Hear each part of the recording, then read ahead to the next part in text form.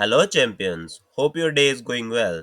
मैं हूं नरेंद्र सर और आज हम डिस्कस करेंगे class 12th physical education syllabus 2025-26 session के लिए। यह सब्जेक्ट सिर्फ मार्क्स के लिए नहीं है बल्कि आपके बॉडी फिटनेस, वेलबींग और स्पोर्ट्स के लिए भी उतना ही ज्यादा इम्पोर्टेंट है। Welcome to my YouTube channel body and books PE explained. Physical education एक ऐसा सब्जेक्ट है जो आपको मेंटली और फिजिकली दोनों ही वेज में स्ट्रांग बनाता है। यहाँ हमारा फोकस है होलिस्टिक डेवलपमेंट, मतलब माइंड और बॉडी का बैलेंस। फिजिकल एजुकेशन का सब्जेक्ट कोड है 048। टोटल मार्क्स आपके 100 रहेंगे, जिसमें से कि 70 मार्क्स की आपकी थ्योरी और 30 मार्क्स का आपका प्रैक्टिकल रहेगा। एग्जाम के लिए दोनों इक्वली इंपॉर्टेंट है। अगर आप रेगुलर प्रैक्टिस करेंगे तो इजिली आप 100 स्कोर कर सकते हैं। अगर हम कोर्स डिटेल की बात करें तो ये कोर्स पूरे सिलेबस को कवर करता है। इसमें आपको मिलेगा बोर्ड एग्जाम के पेपर का पैटर्न क्या रहेगा, आंसर लिखने का प्रॉपर स्टाइल और एमसीक्यूज क्वेश्चन किस तरीके से आप फ्रेम कर सकते हो या कैसे उनको आप समझ सकते हो और किस चैप्टर में से कितने क्वेश्चंस आपको आएंगे, और उसके साथ साथ केस बेस्ड क्वेश्चंस को आप कैसे अंडरस्टैंड कर सकते हो और कौन से चैप्टर में से केस बेस्ड क्वेश्चन आने वाला है आपको, और उसके साथ साथ आपको असर्शन रीजन की भी प्रैक्टिस यहाँ पर करवाई जाएगी। टोटल 10 यूनिट्स है जो आपको कंप्लीट प्रेपरेशन देंगे। ये कोर्स स्टूडेंट्स के लिए तो फायदेमंद है ही, इसके साथ साथ टीचर्स के लिए भी ये रेफरेंस बनेगा। इसके साथ साथ हम आपको ये बताएंगे कि कौन से चैप्टर की क्या वेटेज है और किस चैप्टर में से किस तरह के क्वेश्चंस आपको आएंगे, कितने एमसीक्यू आएंगे, कितने लॉन्ग क्वेश्चंस आएंगे और कितने केस बेस्ड क्वेश्चंस आने वाले हैं। आपके सिलेबस का पहला यूनिट है मैनेजमेंट ऑफ स्पोर्टिंग इवेंट्स। इस यूनिट में आप सीखेंगे स्पोर्टिंग इवेंट्स को कैसे प्लान करना है, कमेटीज के रूल्स क्या है, टूर्नामेंट्स के टाइप्स, नॉकआउट, लीग और कॉम्बिनेशन टाइप ऑफ टूर्नामेंट्स के बारे में सीखेंगे आप।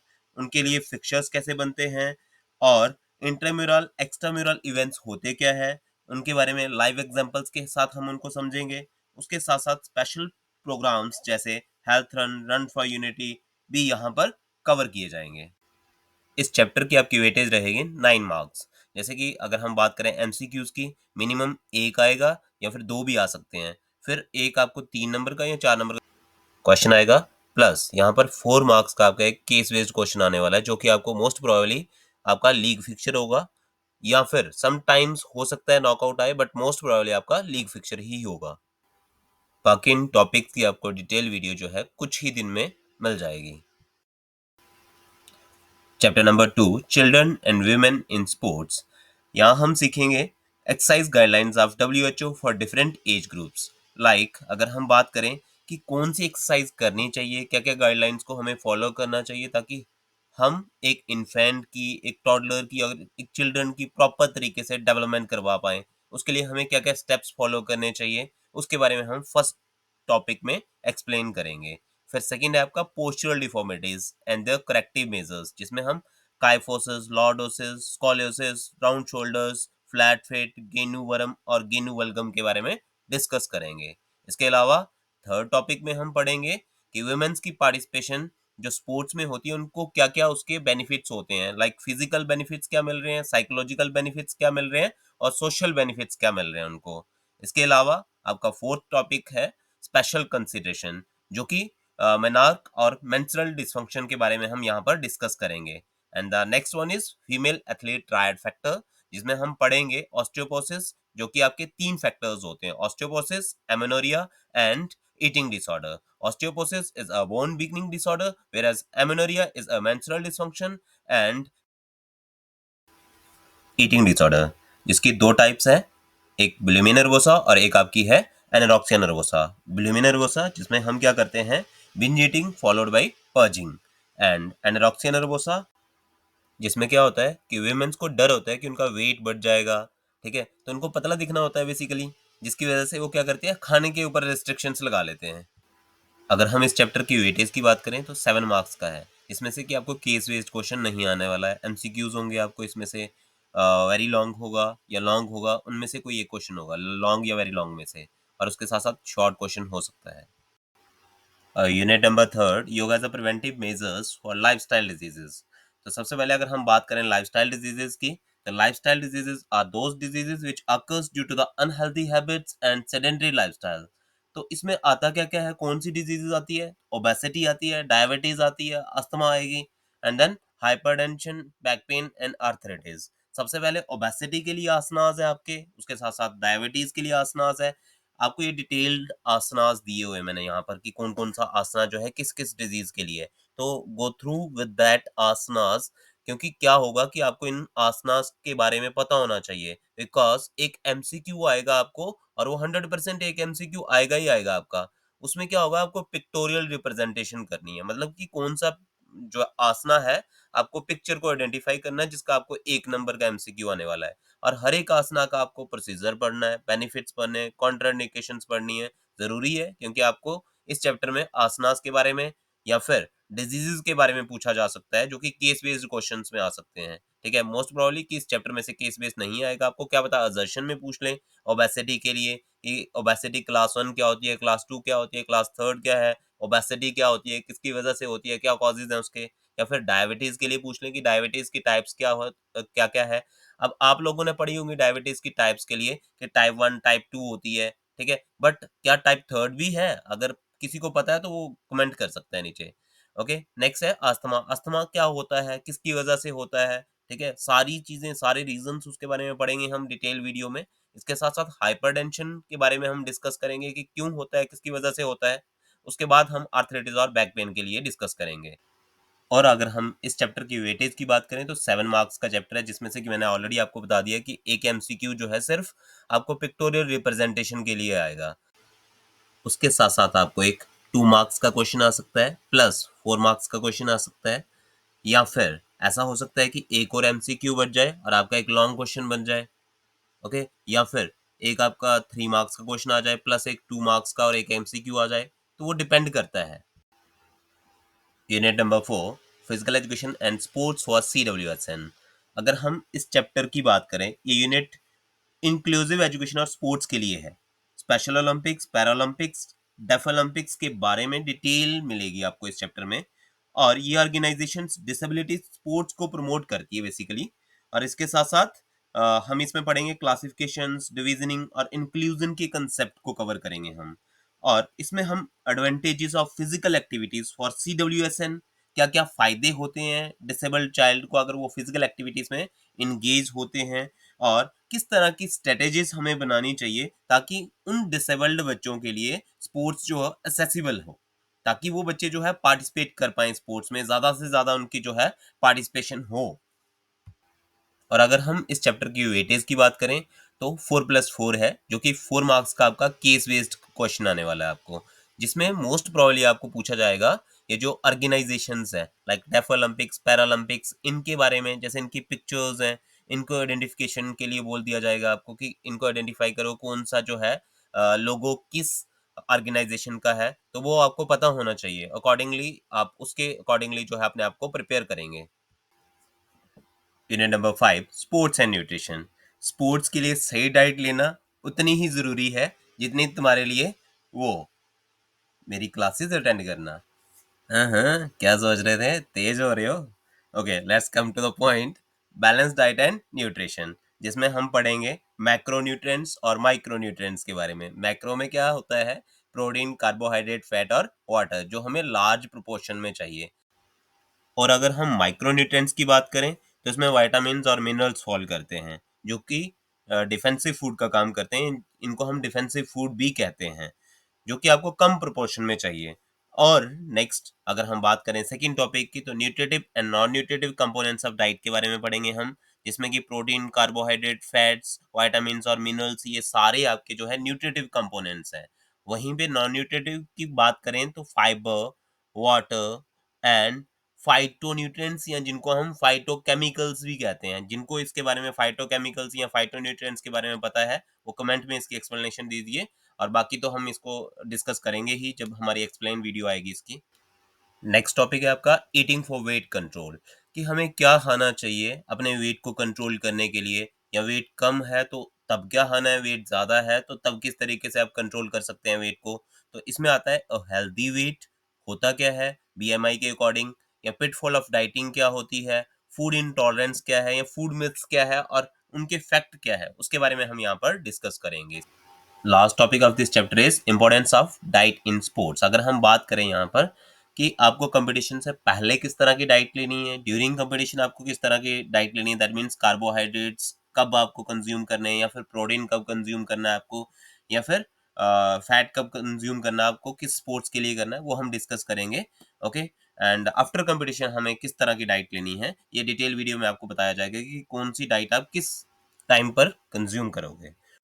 और अगर हम इस चैप्टर की वेटेज की बात करते हैं तो 7 मार्क्स का ये चैप्टर है आपका, जिसमें से कि आपको 2 से 3 एमसीक्यूज मिनिमम आने वाले हैं। Unit number 6, test and measurement in sports. अगर हम बात करते हैं इस चैप्टर की, तो यहाँ आपको अलग अलग फिटनेस टेस्ट सिखाए जाएंगे, जैसे साइंस खेलो इंडिया फिटनेस टेस्ट, जिसमें कि अगर हम टेस्ट आइटम्स की बात करते हैं तो उसमें कौन कौन सी टेस्ट आइटम्स फॉल करती है for first to third class of child, BMI, flamingo balance test and plate tapping test.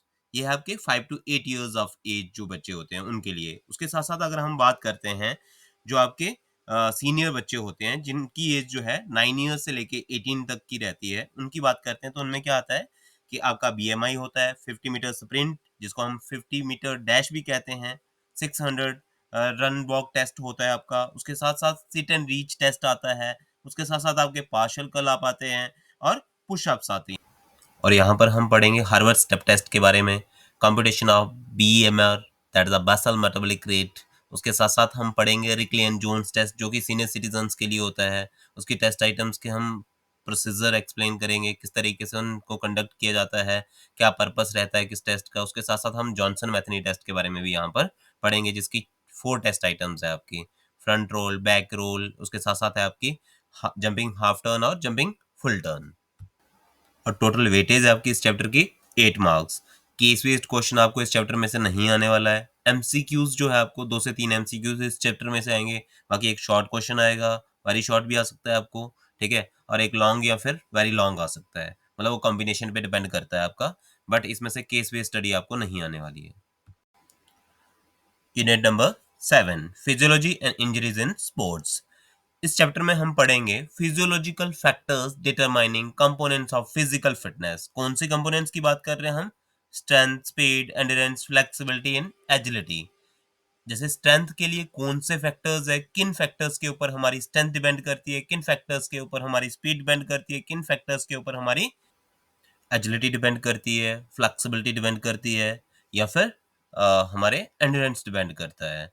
इसके अलावा अगर हम बात करें, जैसे कुछ कॉमन फैक्टर्स होते हैं, slow Twitch muscle fibres, red muscle fibres, ठीक है, या फिर वाइट मसल फाइबर्स जिनको हम फास्ट ट्विच मसल फाइबर्स भी कहते हैं, तो ये आपकी स्ट्रेंथ और स्पीड दोनों के लिए काम कर रही हैं। तो इस तरीके से आपके फैक्टर्स हैं, फिजियोलॉजिकल फैक्टर्स की बात करें जो कि फंक्शनल एबिलिटीज होती हैं इंसान की, उनके बारे में हम यहाँ पर डिस्कस करेंगे।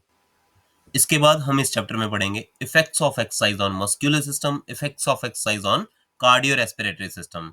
लाइक क्या क्या इफेक्ट पड़ते हैं एक्सरसाइजेस करने से आपके मसल्स के ऊपर, आपके हार्ट के ऊपर, शॉर्ट टर्म इफेक्ट क्या पड़ते हैं और लॉन्ग टर्म इफेक्ट क्या पड़ते हैं, उसके बारे में हम पढ़ेंगे। Next, physiological changes due to the ageing. जैसे अगर हम बात करते हैं कि एज बढ़ती जाती जा, उसके साथ साथ क्या होता है कि कुछ चेंजेस आती है, जैसे मेटाबॉलिज्म में चेंज आना शुरू हो जाती है, आपकी बोन डेंसिटी वीक होना शुरू हो जाती है, उसके बाद मसल स्ट्रेंथ कम होना शुरू हो जाती है, फ्लेक्सिबिलिटी कम हो जाती है, हमारी सेंसेस स्लो रिस्पॉन्ड करना शुरू कर जाती है, हमारी स्किन के ऊपर रिंकल्स, पिगमेंटेशंस, इस तरह की चीजें जो है आपको देखने को मिलती है जैसे हमारी एज बढ़ती जाती है। And the last topic of this chapter is classification of sports injuries and the causes, prevention and treatment. अगर हम बात करते हैं यहाँ पे क्लासिफिकेशन की, तो 2 तरह की इंजरीज होती है आपकी। एक होती है आपकी सॉफ्ट टिश्यू इंजरीज, एक होती है आपकी hard tissue injuries. Soft tissue injuries में क्या आती है आपकी? स्किन से रिलेटेड, मसल से रिलेटेड। वहीं पे हार्ड टिश्यू इंजरीज में क्या आती है आपकी? आपकी बोन से रिलेटेड या फिर जॉइंट से रिलेटेड। अगर हम बात करते हैं हार्ट टिश्यू इंजरीज की, तो hard tissue injuries are further divided into the 2 parts, that is the major injuries and minor injuries. और क्या होता है इसमें हार्ट टिश्यू इंजरीज में, क्या क्या होता है, जैसे फ्रैक्चर हो गया, डिसलोकेशन हो गई, ये सारी आपकी बोन्स और जॉइंट्स की ही इंजरीज हैं बेसिकली। इन इंजरीज के कॉजेज के बारे में पढ़ाया जाएगा कि किन रीजंस की वजह से आपको इंजरीज हो सकती है, या फिर आप अपने आप को कैसे प्रिवेंट कर सकते हैं उन इंजरीज से, या फिर किस तरीके से आप इन इंजरीज को क्योर कर सकते हैं या ट्रीट कर सकते हैं, उसके बारे में आपको बताया जाएगा। और इसके अलावा आपको इस चैप्टर की अगर वेटेज की बात करें तो 4 मार्क्स आपके जो रहेंगे यहाँ पर केस बेस्ड क्वेश्चन के रहेंगे, प्लस 4 मार्क्स आपके जो है और है जिसमें से कि आपको एमसीक्यू आ सकते हैं या फिर शॉर्ट या फिर वेरी शॉर्ट भी आ सकता है। Unit number 8 biomechanics and sports. यहां पर हम पढ़ेंगे Newton's laws of motion and its application in sports. इसमें न्यूटन्स के तीनों लॉज आपको पढ़ाए जाएंगे, Newton's first law of motion, second law of motion and third law of motion. इसके अलावा types of lever and its application in sports, lever होता क्या है और हमारी मोटर मूवमेंट्स में लिवर का क्या रोल रहता है उसके बारे में हम डिस्कस करेंगे डिटेल वीडियो में। Center of gravity and their application in sports। Next topic friction and sports के बारे में हम डिस्कस करेंगे। फ्रिक्शन क्या होती है और स्पोर्ट्स में उसका क्या लेना देना है, क्या वो आपकी परफॉर्मेंस को इम्प्रूव कर रही है या फिर परफॉर्मेंस को डिक्रीज कर रही है। या फिर next projectile in sports, projectile का क्या लेना देना होता है स्पेशली थ्रोअर्स के लिए, जैसे अगर जेवलिन थ्रोअर है जैसे नीरज चोपड़ा है, अगर वो थ्रो फेंकते हैं तो उनका जो प्रोजेक्टाइल एंगल है वो क्या है और क्या एक्चुअली में प्रोजेक्टाइल एंगल जो होता है वो थ्रो को दूर लेके जाने में हेल्प करता है और अगर लेके जाने में हेल्प करता है तो कितने डिग्री पे। ये एक हाई वेटेज यूनिट है जिसमें से आप 10 मार्क्स स्कोर कर सकते हैं, 2 से 3 एमसीक्यूज, एक शॉर्ट और एक लॉन्ग क्वेश्चन जिसमें से आपको आएगा। Unit number 9 psychology and sports.